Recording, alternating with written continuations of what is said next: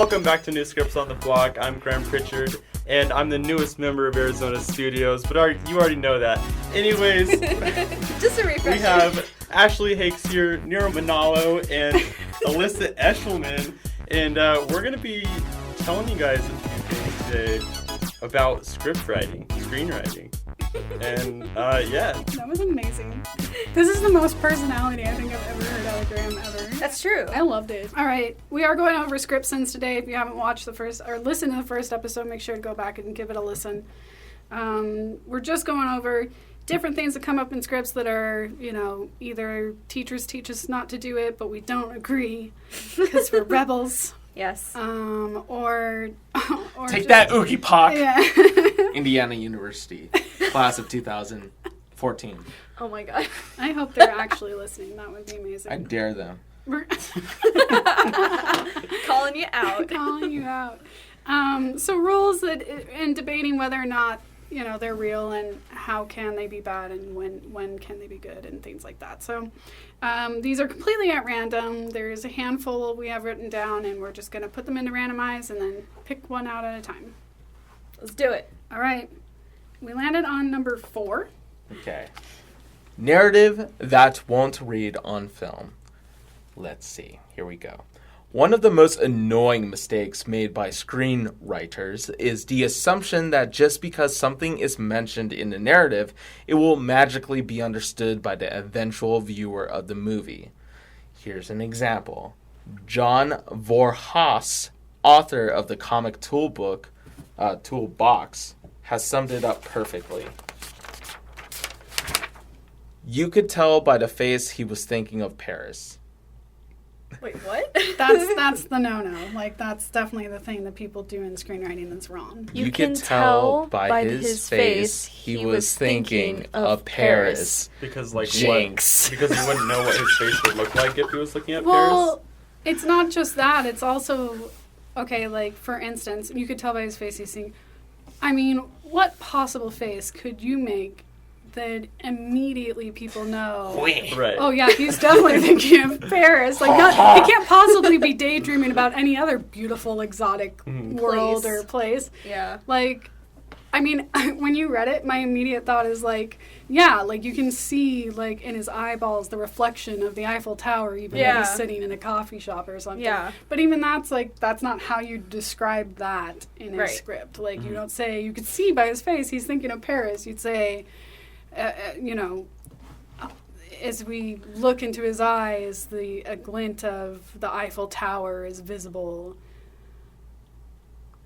Sounds like that's a script for a cartoon. Could be. Yeah.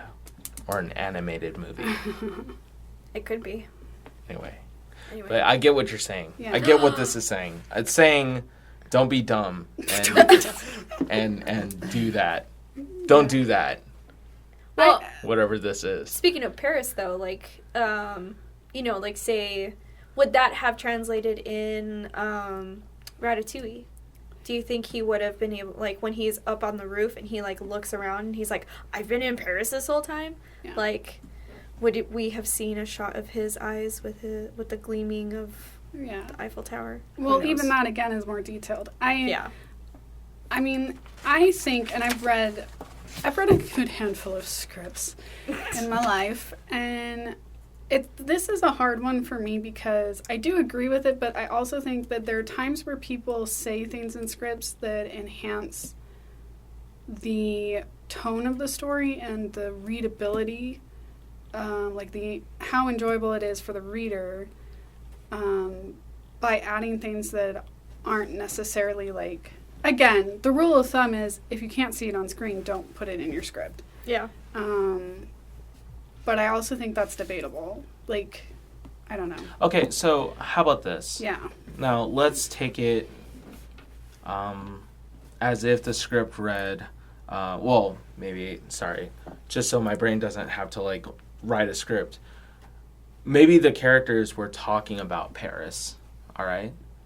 Could you later in the description says he looks off distantly thinking of Paris? Can you say that with the context that they were just talking about Paris? I think the ideal of this rule is no, you can't. But I guess I'm questioning if I agree with that. like, it's hard because there are definitely times where people write things in their scripts and it's like, I can't see that. I don't know like what that means in terms of what's physically happening in the scene.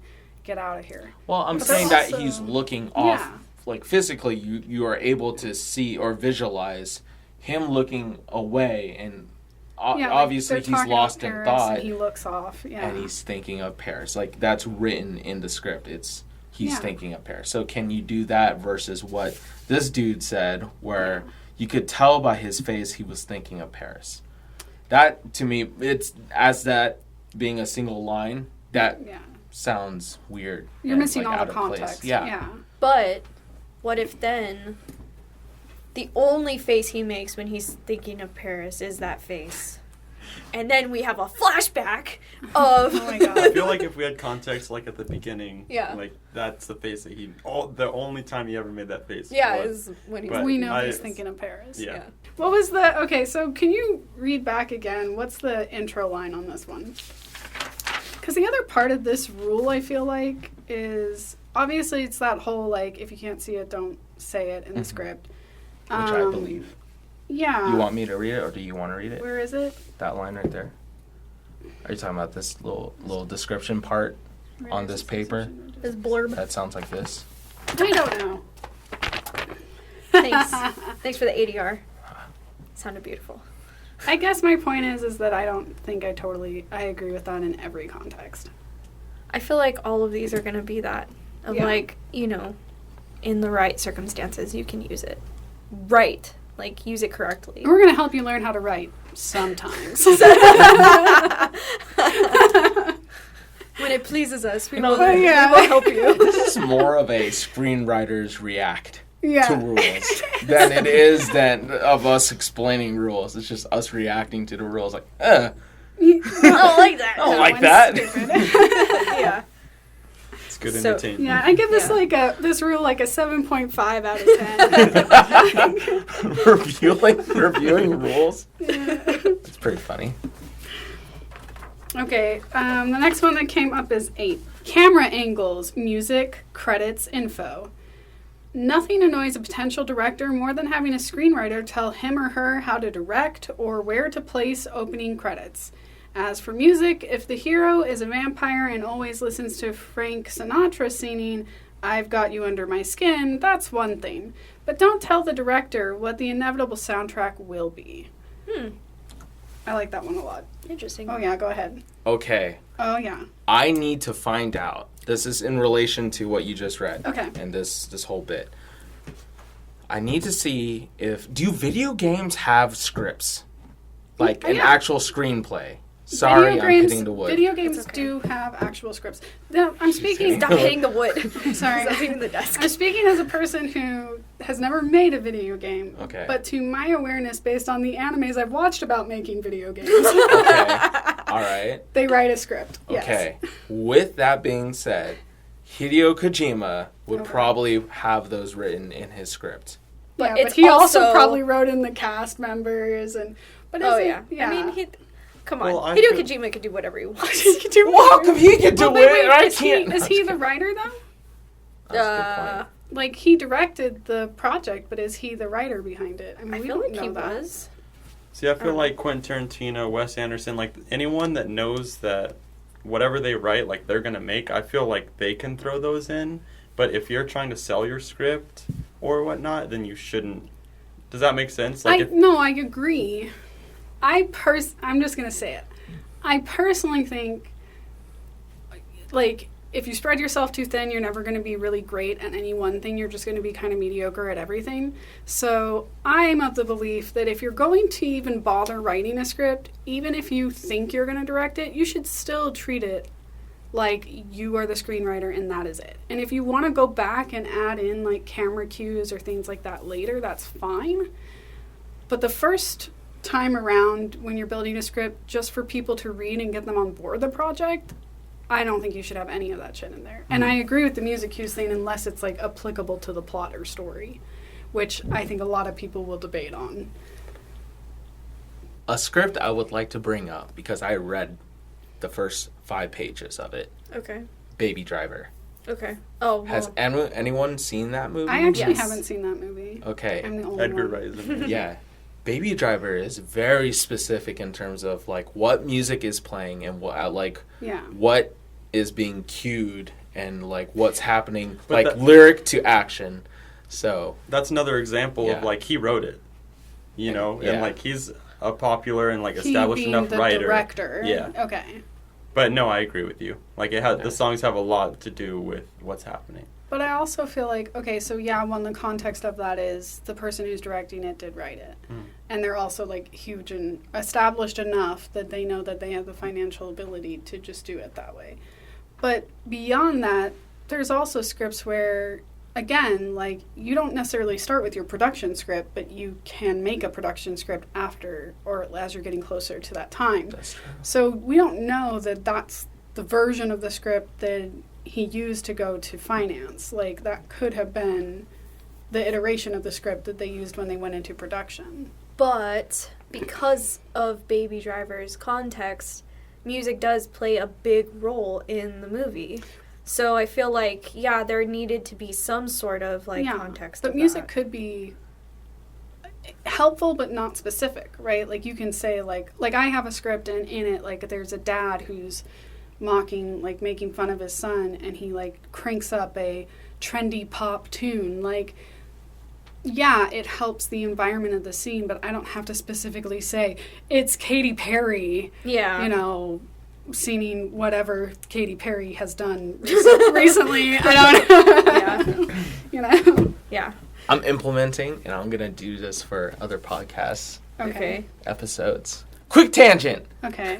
So with About this Katy being no, quick tangent. You just mentioned that there would be a later version of the script, like later into production. So are you saying that there are different types of scripts that exist Yes. for certain like Purposes in within the time frame of the production, right? Yes, absolutely. You want to explain that a Oh, little well, bit? I mean, honestly, in my experience, it's only two. Like, you have your original script, which is the just the story, like meat and potatoes, and then you have your production script that, you know, the team on the actual production, the director, the producer, the DP, like once they've determined a few things about the logistics of how it should be filmed, then you might go back into your script and revise it to make a production script, which has, you know, like specific camera directions or maybe even transition notes, right? Like, hey, from this scene to this scene, this is how we're transitioning. Like,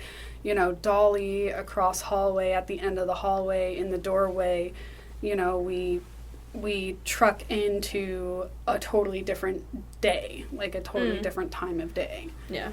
Like that type of stuff you wouldn't put in the first draft of your script. While it's really, I'm sure, going to look really beautiful and creative and cinematic. Like, again, to what the writer of these ideas, these script sins, to their note, like, do your job and let the other people do their job. Like, that's your DP, that's your editor, that's your director. Like, don't tell them what to do. Yeah. And even if you're going to be all those things, like, make a version of it that is just for people to read it, get an idea, enjoy it, get invested in it, and then you can go add that crap in there. Yeah.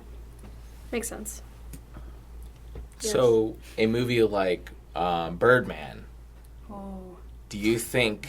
I haven't seen that That one. they originally wrote it as a one-shot? Yeah, because that movie is kind of like one of its, I don't want to say gimmicks, but gimmicks. One of its gimmicks is it's a gimmick, yeah. it's like a one-shot movie. Like, it feels very continuous, even though time is passing. You know. You know what else That's a did that? tough question. Yeah. I mean, I haven't read it, so I don't know. And Well- again, I don't know if they had an original script Yeah. and then a production script that would have said that. I would wish I could find out if there was different versions of that script. I'm sure maybe. there's a pitch meeting for that. Yeah. All right. Anyway, go ahead. Oh no, it's not a movie, but it's a video game. Okay. God of War, the newest one. I haven't watched any gameplay footage or anything. It's all supposed to be like one continuous camera movement. Oh, okay. So anytime that it goes into a cutscene, it's gonna pick up from right where you walked in, even if you weren't actually I mean, aren't maybe I could. I'm sorry. Aren't most like if it's like a role play where you're the character and it's first person or whatever, you see your character in the frame, like Third person? Third person, yeah. I believe. First person is you see It's a POV. you see hands.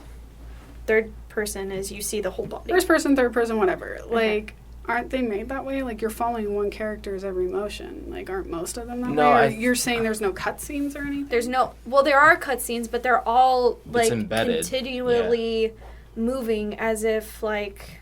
Yeah.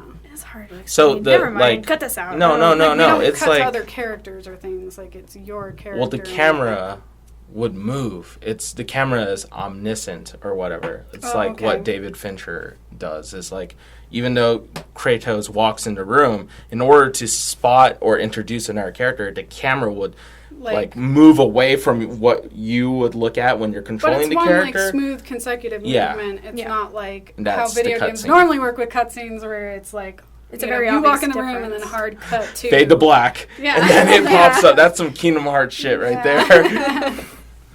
Ugh. and then All those, like, cut to you walking back in the room you just walked into. Yeah, Yeah. but then you're like high quality. Like, Yeah. what the hell is up with this? Yeah. Oh God. Okay. Yeah, I think I get what you're saying. Like the difference between them. Mm. I mean, with video games, yeah, I imagine that they probably have to specify a lot more technical stuff. I mean, I really don't know. I've never tried to write a video game. I doubt that I will. I know that's. I mean, Multiple branches of different outcomes, scenarios, dialogues. Bandersnatch on Netflix. oh, that one. Black Mirror But on Netflix. Sponsored by Netflix. no, we're not sponsored by We're not Netflix. sponsored by Netflix. Okay. I mean, That conversation might not be relevant. we get it. Camera stuff. I mean, I don't know. I guess your point is that in certain things, if the camera is a part of the plot, I don't know. Like, for instance, what about that, like, all POV movie? Oh, You know what I'm yeah. talking Hardcore Henry. Hardcore Henry, yeah. Yeah, like, that might be an example of, like, it's not the same story unless you know it's all POV, so I'd imagine the writer had to write it to be clear that that would be the case. Mm-hmm. Well, I think that's part of the selling point. It's like part of the pitch is it's all going to be in POV. It's going to be all POV. Yeah. For those of you listening that are new to film or just starting out, POV means point of view, and it's a shot that's framed so that it looks like you're looking at everything through the main character's perspective. Or people of vision. What? But Did you understand what he said? No. that's what POV is. Point P- of vision? Point of vision? Like Yeah. all of us were Oh. POV, people of vision. Like People we of have- vision? Sorry. We all have visions. Yeah. Yeah. I'm going to roll the dice. Okay. For initiative. Yeah. How did we do? I mean, we only got a 6, so I mean, Oh. that's fairly low. That's pretty bad. We made it into the room, Oh, God. but it's really freaking dark. I don't like this. I don't like it at all. Oh man, do they do podcasts of D&D? Oh, there's I'm sure. definitely There's D&D thousands. podcasts. Yes. Like, come Ah, on. lame. No, like I wanted to do Thank that God or you're anything. here instead of there. We're all gonna look up D&D podcasts After this, yeah. What if you did a script based on your D&D? I mean, I'm sure people have done Ooh. it before, man. You just transcribe whatever was said. Yeah, whatever happened. I like to believe that every like major fantasy like film, that's the origin. Yeah. Some Well, nerd this playing was- yeah. D&D. This was a very successful D&D campaign, or what we wished it would look like. Yeah. Like Lord of the Rings. Oh, sorry, The Hobbit makes more sense if you think that it's just a bunch of bad rolls towards the end. Oh my God. Oh, wow. That's true. Ah, shit! All Gandalf right. falls off. Like, all right, go ahead. This is a really crazy title, so good Oh, luck, yay, Ashley. thanks. Which It's 6. Number 6. one? Oh, Deus Ex Machina. God from the machine. I was gonna say you have to read the first part of it. Oh. Nick of Time Arrivals, or Deus Ex Machina, or God of the Machine. Jesus. The guy Okay. who wrote this. So Right. Captain Marvel in the new Endgame movie. Is Deus Ex Machina? Yeah. That's true. Are we talking about MacGuffins? Would you read No. the description? Okay, fine. To make a rescue or important intervention accessible, we must have a sense that the person saving the character in peril is at least in the vicinity or in any event has not gone 47 pages without being mentioned and has the ability to be a savior. I think these are... That's very specific. Uh, But yeah, I'm thinking of Captain Marvel. It's as Captain well. Marvel. It is Captain She like Marvel. destroys the New. ship like out of nowhere. Yeah. She's like, But hey, I'm then gonna again, show up Hey, now. remember how we were so hyped to bring her to the MCU? Okay, say goodbye because she's gonna go do some stuff and you have no idea what it is, and she'll be back at the end of the movie. I But then guarantee you. again- How many pages did it say? It's at 47. I want to get the page. Definitely more than 47 It's pages. more than 47. That she was gone before she shows up. At But the even she says, you're not going to see me for a while. So it's like clear that, yeah, okay, she's I not don't going think to come that's in until the necessarily end. But, like like, why good have- writing. No, I know. I'm not saying that Right. that is, Yeah. I was just gonna say, like, if she's gonna say bye, like, why does she revive? Is that like the main point? It's like, why doesn't she just show up at the end, Well, no, I like, think or show up and leave? I think the statement is, and I could be reading this wrong, but I think the statement is, if a character shows up and like saves the day or fixes the problem or whatever, but they've been like out of the story Oh, beforehand. for an extended period of time Mhm. to the point where it feels, oh, of course, like perfect timing. Like it is you filling a plot hole. Like you don't have another way to save your characters from the situation, so you're going to bring in a character to save them who's totally irrelevant at this point in the story. Mm-hmm. So hold on, kind of like Avengers Endgame when like everyone shows up at the very end. Yeah, I mean, I only say that because everyone's gonna hate me. I'm not an Avengers fan. Get the fuck out! I, for one, am not. Like, it's okay.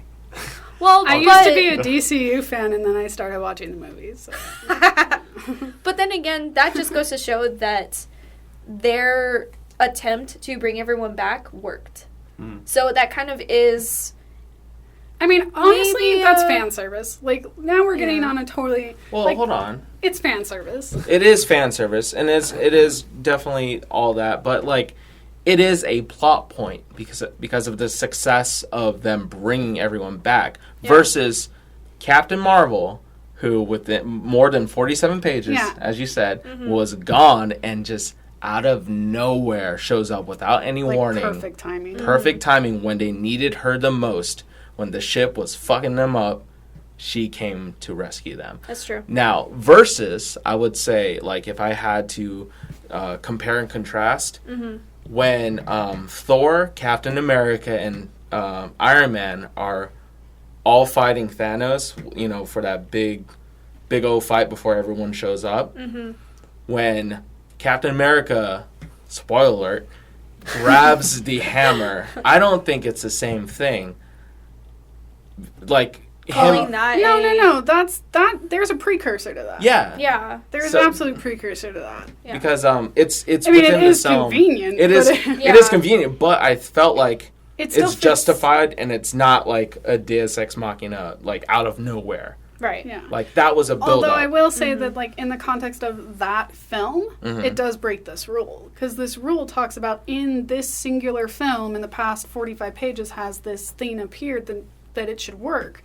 And, like, likewise with like, Captain America suddenly having the ability to take Thor's hammer. Like, if you've watched the previous movies, you know that there's precursor to that. But if you're watching this as a standalone film, which obviously you'd have to be an idiot to watch it as a standalone film. But people have done it. People have done it.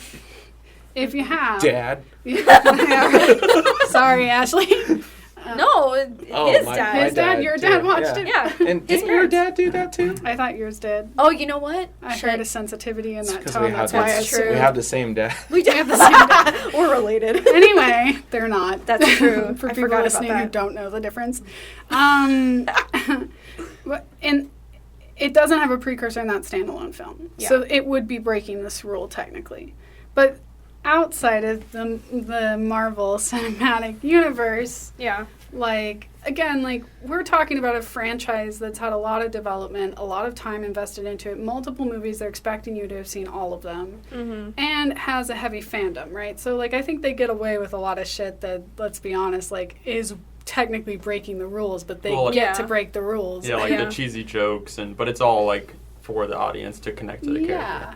Exactly. I like the cheesy jokes. Of course. That's why. Yeah, never mind. We're not gonna get into it, but I'm going to keep using Marvel as an example for all of these because I'm coming after you.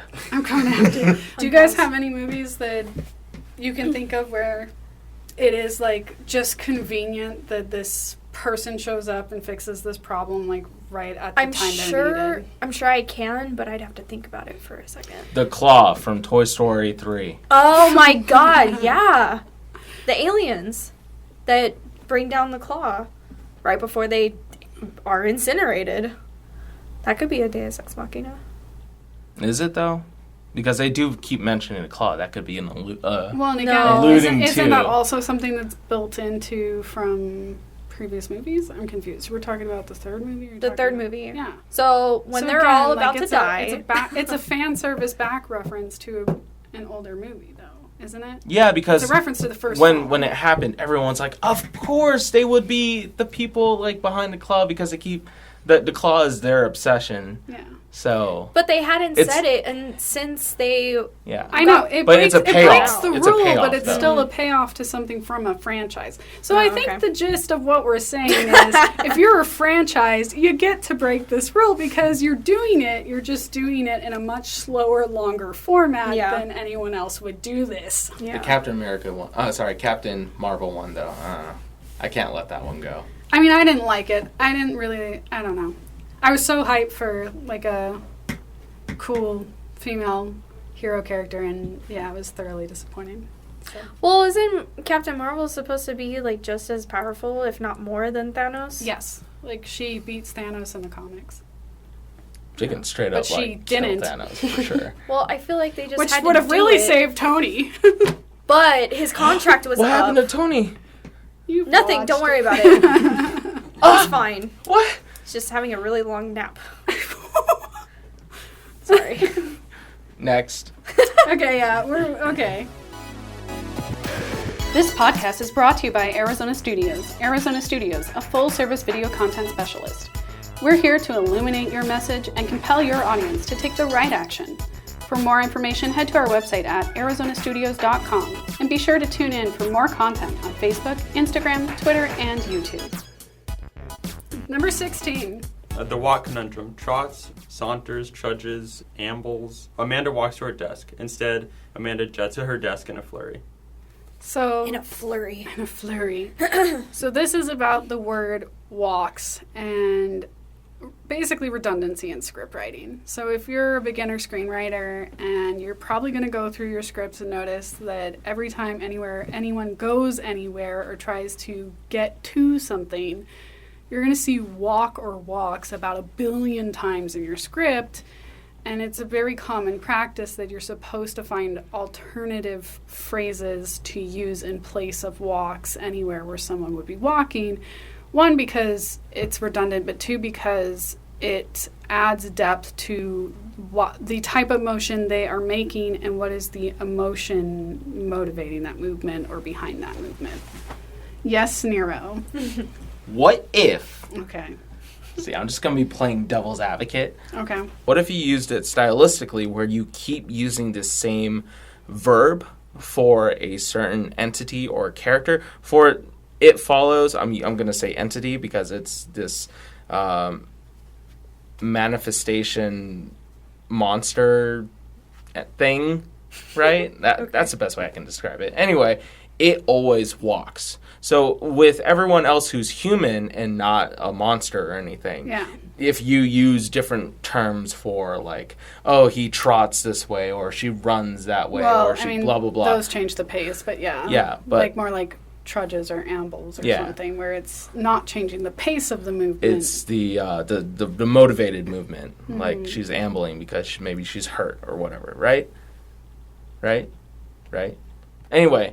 What I'm getting at is what if you use it stylistically where it's always the same verb for whatever. Well, that is. firstly, I don't think the creature is. It doesn't matter to the viewer anyway, Uh-huh. right? Like, they don't see the way that it's written. They just see people walking. But I'm in talking the about context of this film. whoever's reading the script could find that menacing and also familiar because and then what if you use it and then there's a payoff where all of a sudden you use the verb run, so you're so used to having this creature described as Well, always that's walking, the whole movie. and then later on you say run for one time, and then the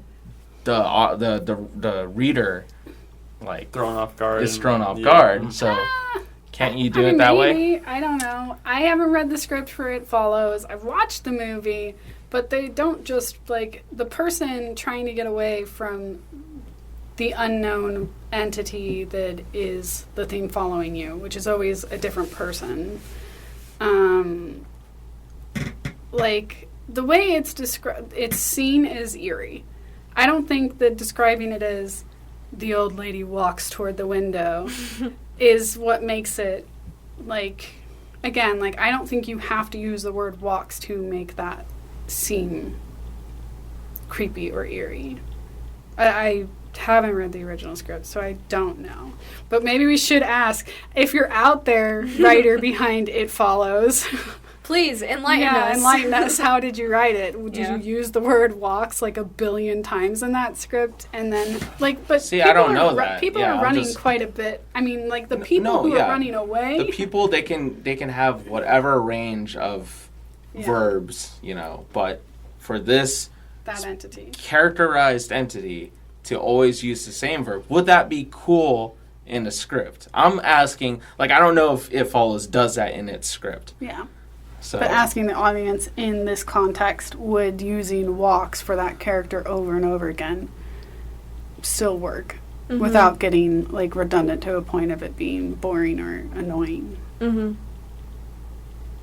And with that being said, so there's this super old school director, Japanese director Kurosawa, I think. I might be murdering his name, but he always gives... Well, hold on. Now I'm getting into directing instead of writing, so I don't know. Never mind. Well, no, I mean... Well, okay, what I was going to say is that he always gives one of his characters the same, body movement. There's this samurai movie where the main samurai, he always rolls his shoulder. Yeah. He always... it's a habit. It's a tick thing. Yeah. Yeah. So what if you just kept using that? The whole Tokyo Ghoul thing where he, cracks his fingers or whatever, pops his knuckles. I mean, yeah, I think if it is something repetitive like that, it'd be fine to use. Well, that's an action, though. Mm.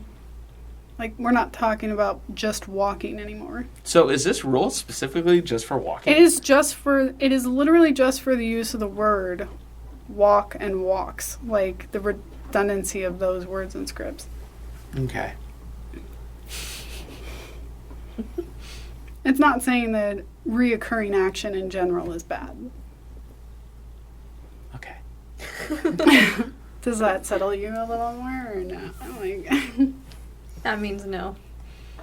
I'm just trying to stir the pot, people. Have we done 14 yet? This scription is words that end in ly, such as slowly, readily, funnily, etc. Carter slowly walks into the room. Instead, using Carter slides into the room at a snail's pace. Funnily? I was going to say, what's funnily? It's a word. It's in the dictionary. But what does it mean? Funnily enough. It's quirky. funnily. Funnily. Funnily? Is that how you say it? It's funny. I said is the something joke, that's funnily. Funny, a funny Yeah. joke. Yeah. Funnily. The Okay, way I that guess. it's... You The the way way that that it it was was- funnily like a funnel. Well, no, Well, no, in that context, it sounds like it. I Until didn't you know said what it, it was. I thought it was something else. But anyway. When I started thinking funnily in terms of a funnel and trying to turn that into an ly word, it made me think of Uzumaki, to a Junji Ito graphic novel. Spirals. Yeah, it's very disturbing, but a story about people that turn into physical spirals.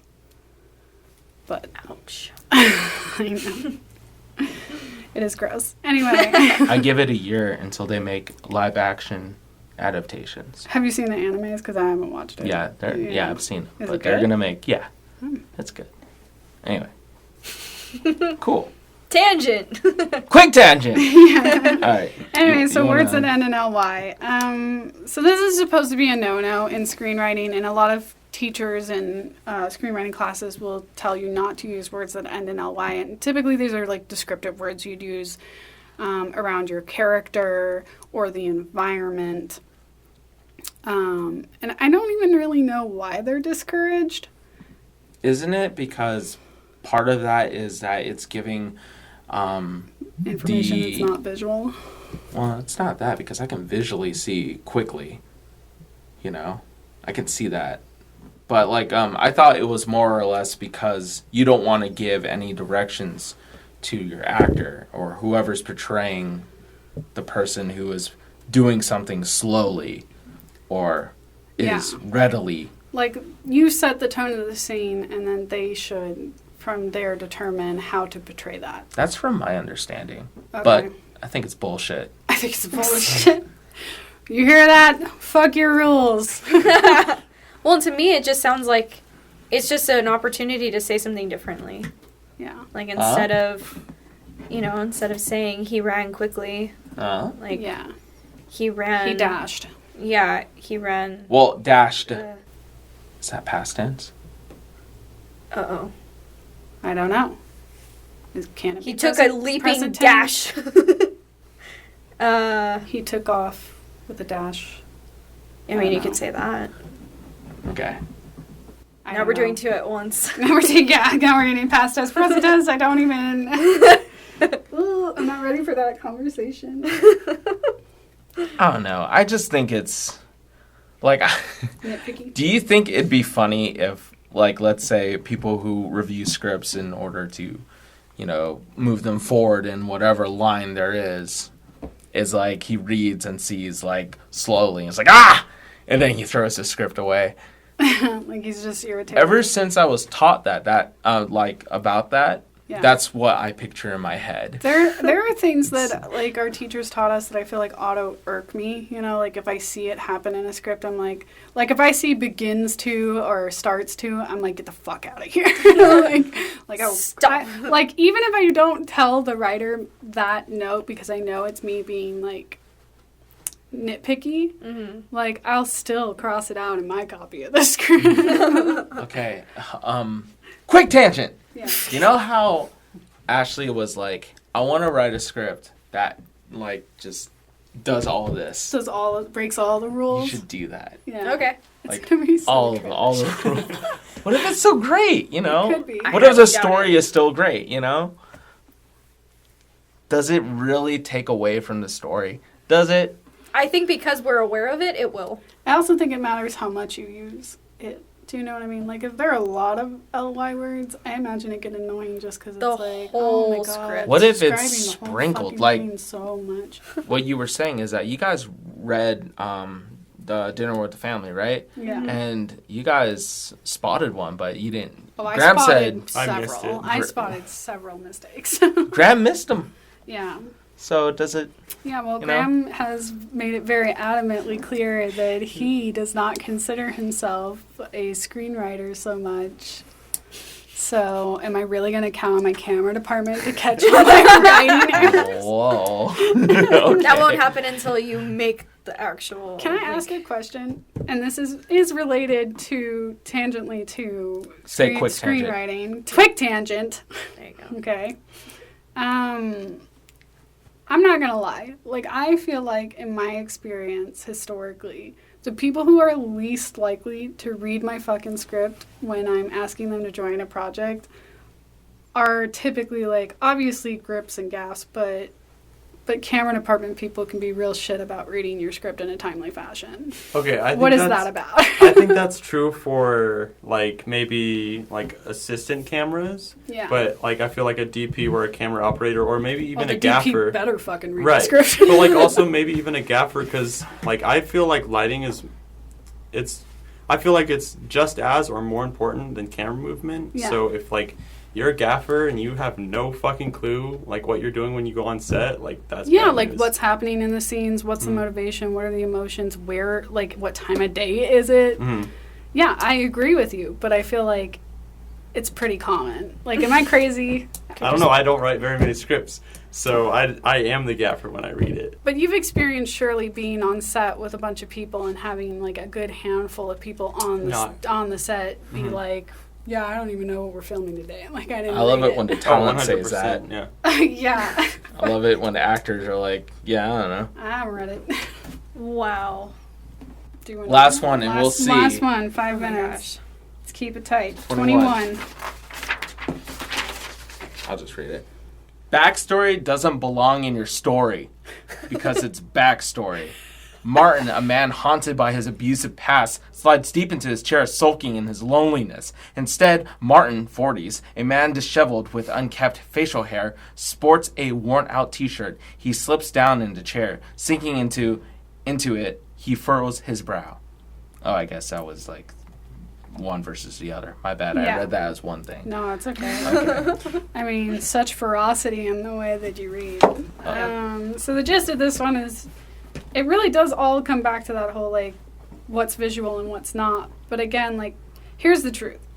As a writer, you should have a backstory for your characters when you're writing them because you want them to feel like real people. And that means understanding who they are on multiple levels. Like their interests and, you know, their political views, their religious views, their everything about them. Like, if I got quizzed on a character of mine out of the blue, I'm sure I could tell you a lot about them. And I think that's good for a writer.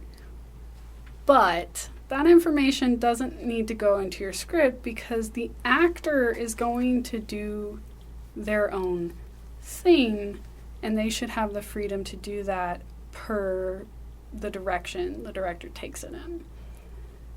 So, go ahead. Okay. I'm going to use the new Amazon series, The Boys, Okay. to kind of tie into this. Like, We watch a lot of shows and movies. there's a character called Bill the Butcher, right? He does have an abusive past, or, well, not abusive past. He has a tragic past, right? Yeah. But I think it's for the story to, if it is the main plot point, Yeah. you know, if it's a main plot point, I think that should be revealed throughout, like, you know, with little bits of details instead of just outright saying, Bill the Butcher sits in his chair moping because his wife was raped. Yeah. You know, you don't have to say that. He's like, Besides that, like, how do we fucking know that? yeah, I mean, right? Like, Yeah. like, I'm just looking at a dude in a chair. Like, what kind of expression does one make that says to someone, my wife was raped 10 years ago? Yeah. Yeah. And then, like, later on, you see that he is a very, like, tragic person. He has such an attitude, you know? But then later on, you find out why he has that attitude. And that's more of a payoff. I think we're all just looking for that payoff, right? Yeah, no, so agreed. This one is a good rule. Like, don't write backstory into your script. Yeah. That's all, folks. Thank you for joining us for another episode of New Script on the Block. This has been Alyssa Eshelman, Nira Manalo, Ashley Hakes, and Graham Pritchard. Someday I'll say your name right, man. You said it right. I did? Yeah, you said it right. Okay. I'm just How do you say it? hesitating. Without hesitation. You'll hear us next time. Please continue to keep following us on Facebook, Instagram, Twitter at Arizona Studios, or check us out on SoundCloud and iTunes. Arizona Studios.